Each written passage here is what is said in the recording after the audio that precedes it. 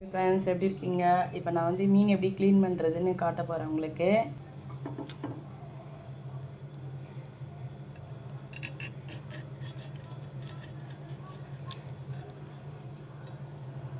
இது வந்து பாறை மீன். இது பாருங்க, சைடெல்லாம் எடுக்கணும்.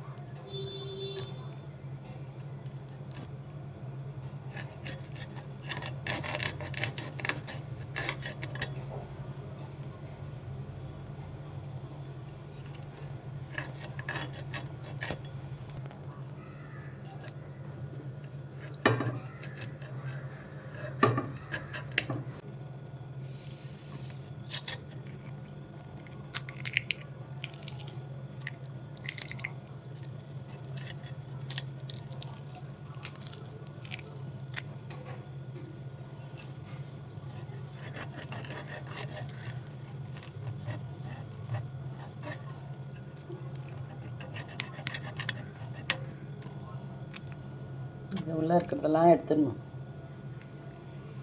அதே மாதிரி இதுவும் பாருங்க,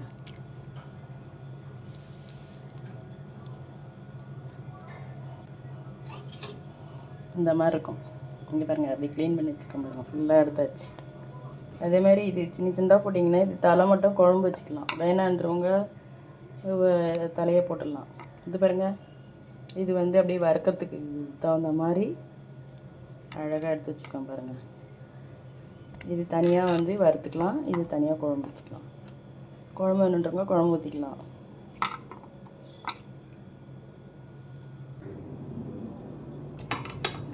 இங்கே பார்த்தீங்களா பாருங்கள், சூப்பராகலாம் க்ளீன் பண்ணியாச்சு. இது வால் தனியாக, இது தலை தனியாக. இது வரைக்கும் தனியாக குழம்பு வச்சுட்டு இதை வந்து ஃப்ரை பண்ணிவிடுவேன். இதில் 2 மீன் மட்டும் யாருக்காவது முழுசாக வேணும்னா சாப்பிட்டுட்டோன்னு இது மட்டும் தனியாக 2 மீன் எடுத்து வச்சுருக்கேன். மீன் சாப்பிட்டா கண்ணுக்கு ரொம்ப நல்லது.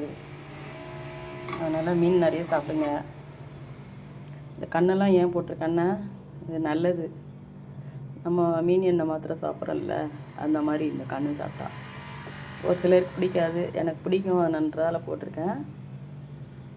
ஓகேவா? பாருங்க, மிளகாத்தூள், மஞ்சத்தூள், உப்பு போட்டிருக்கேன். இதில் வந்து புளி கரைசல்.